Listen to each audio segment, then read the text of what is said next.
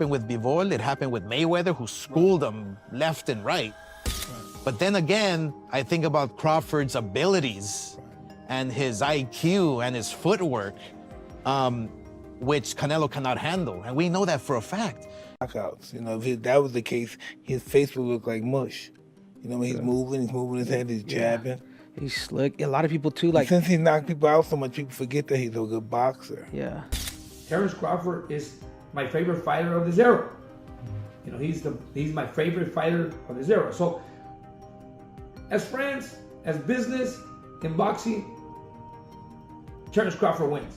Mike Tyson issued a stern warning to Canelo after watching Terence Crawford's grueling training sessions. Tyson acknowledged that every fighter carries their own style, but emphasized that a select few cultivate the ruthless instinct of a predator when it truly counts. He explained that when raw aggression is fused with strict discipline, it creates a fighter who is almost impossible to beat. In Tyson's eyes, Crawford's mindset and relentless intensity prove he's prepared for war, and that's exactly why Canelo may struggle against such hunger. That long ago.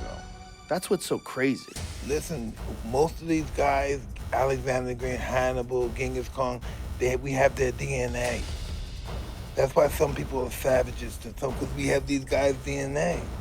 These guys conquered the world, and look who we are, what level we are. We have their seeds. We have them. Some people, like they have those psychopaths. Some people love killing people. Some people love eating people.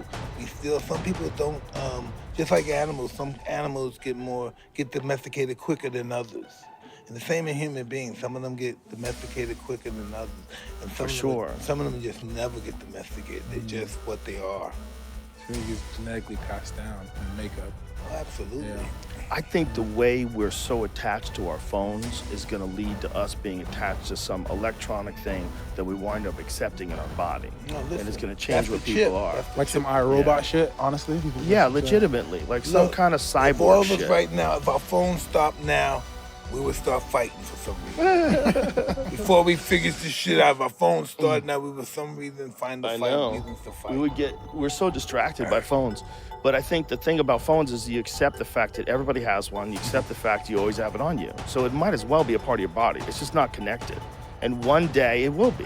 One day they're going to figure out how to put a thing on your head that makes your brain work way better. And a few people are going to do it, and they're going to have a big advantage. And then we're all going to do it. But until then, your phone will be like your will. When you die, take my phone, son. In preparation for the biggest challenge of his career, Terence Crawford has been sparring with Carlos Adams, a rugged middleweight recognized for his raw power and relentless pressure. This move highlights Crawford's mindset as he gears up for a potential showdown with Canelo Alvarez.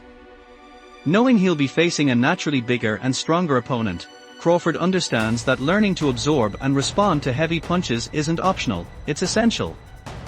By enduring and countering the thudding shots of Adams in training, he's hardening both his body and mind for the storm that awaits on fight night. This approach showcases not only Crawford's toughness, but also his strategic commitment to being fully prepared for every scenario in the ring.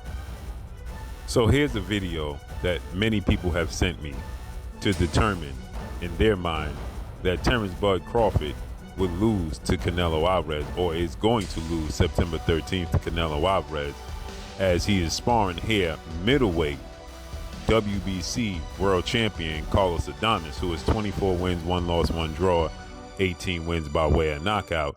And people are saying that Carlos Adames, who's 5'11" with a 73-inch arm reach, is having his way with Terence Bud Crawford. And this is an indication that the 168-pound Canelo Alvarez, who's 5'7" with a 70-inch arm reach, is going to have the same type of success and knock Terence Crawford out. But what people are not paying attention to is Terence Crawford is standing right in front of Carlos Adames and taking the big punches from Carlos Adames as he's standing in the pocket and counter-punching him and taking his blows at a smaller weight class while competing at 147. Now he bulked up. What y'all think? Oscar de la Hoya, once Canelo's rival and now a promoter, believes that Canelo's trademark aggression could ultimately work against him. De la Hoya predicts that Canelo will push forward with his usual pressure, but stresses that Crawford's technical brilliance and adaptability make him dangerous in such scenarios. He draws comparisons to Floyd Mayweather, who neutralized Canelo with defensive mastery and ring IQ, and Matri Bivol, who controlled him by dictating distance and pace. Their message is clear: Crawford, much like those champions, has the tools to dismantle Canelo's style. With his southpaw switch hitting, razor-sharp counters, and exceptional fight IQ, Crawford has multiple pathways to victory. While Canelo may rely on strength and volume, it's Crawford's precision and intelligence that could ultimately pick apart that pressure. Do you feel that Terence has a shot in beating Canelo Alvarez? That's the million-dollar question. When I watched Terence Crawford get rattled and rocked by Yorkis Gamboa, who's a natural 30-pounder, that to me is going to be a huge problem when he gets hit by Canelo. So he fights at 175. He's fighting these big monsters. Yeah. He's not getting rattled at all. No. Berlanga's a big kid.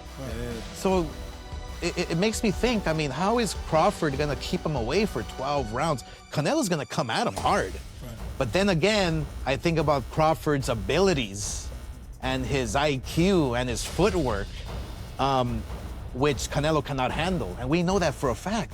It happened with Bivol, it happened with Mayweather, who schooled him left and right with no problem, and Canelo was way stronger than Mayweather. So there's Don't you think Canelo's a better fighter than he was then, today? A better fighter, yeah, a little better, yeah. His footwork is still the same. He's flat-footed, he's very heavy on his feet. Obviously, Canelo has the power to hurt anyone. In this game, power means a lot. If you can't keep your guy off you, or you don't know how because it's too much pressure, and the one thing about Crawford is that he knows how to handle the pressure. He's a savvy boxer, you know? And he doesn't run, and he has that heart. He's a dog, he has that heart. You want to fight me? I'm going to fight you. Usyk, a naturally smaller fighter at heavyweight, conquered giants like Anthony Joshua and even challenged Tyson Fury by staying true to his unique style, speed, footwork, and relentless confidence. Analysts argue that Crawford should approach Canelo the same way, not by trying to be bigger or stronger, but by maximizing what makes him great. Crawford's timing, accuracy, and ring generalship are unmatched in the sport today. By sticking to his own rhythm, as Usyk did, Crawford can offset Canelo's physical advantages. The lesson is that greatness doesn't come from imitating an opponent's strength, but from amplifying one's own. For Crawford, this means trusting his boxing instincts, maintaining discipline, and using his well-rounded skill set to neutralize size and power. Training hard, yes, but also training smart, because in this fight, identity may be his greatest weapon. To reevaluate him bulking up and say, you know what? Nah, Terence Crawford, if you want a chance, not just to survive, but a chance to beat Canelo Alvarez, you have to be you. Just like Alexander Usyk was himself to face muscle machines like Anthony Joshua, big, tall enigma in the heavyweight division like Tyson Fury. Now let me quickly give you an example of what I'm talking about. See, when Alexander Usyk fought Anthony Joshua, right? He weighed in at 221. Joshua was 244, giving up 20 pounds, over 20 pounds, almost 25 pounds, right? Alexander Usyk didn't chase Anthony Joshua in terms of trying to bulk up. Oh man, I'm gonna fight this heavyweight. His power is gonna be more than me. His weight, he could overwhelm me with his weight, his height, you know, his power. No, I'm gonna be. I gotta be the most comfortable fighter I could be. I gotta be comfortable under my own skin. I'm not gonna beat him off power. I gotta beat him off speed. I gotta beat him off movement. I gotta beat him off adjustments. I gotta beat him off IQ. Right? So Alexander Usyk didn't have to bulk up to be successful. Now look at this one. Look at when he fought Tyson Fury. He kept the same energy, he kept the same mindset, and it still got him to become an undisputed heavyweight champion. Coach Joel Diaz believes that Crawford's skill set ensures he will trouble Canelo early on, but he also emphasizes the historic financial implications of this bout. For Crawford, a fighter who has dominated multiple weight classes but often lacked blockbuster opportunities, this is the fight that changes his legacy not only inside the ring but also at the bank. The enormity of this payday reflects the scale of the matchup. Never before has Crawford stood on such a stage with millions of eyes and record-breaking revenue attached to his performance. Diaz hints that the pressure will be immense, but the reward is equally massive. Beyond the tactical chess game against Canelo, Crawford is also fighting for generational wealth and recognition. You know, he never made those millions of dollars that he deserved to make, and became friends with Turkey Al, which Turkey Al announced it publicly. Terence Crawford is my favorite fighter of this era. You He's my favorite fighter of his era. So, as friends, as business, in boxing, Terence Crawford wins.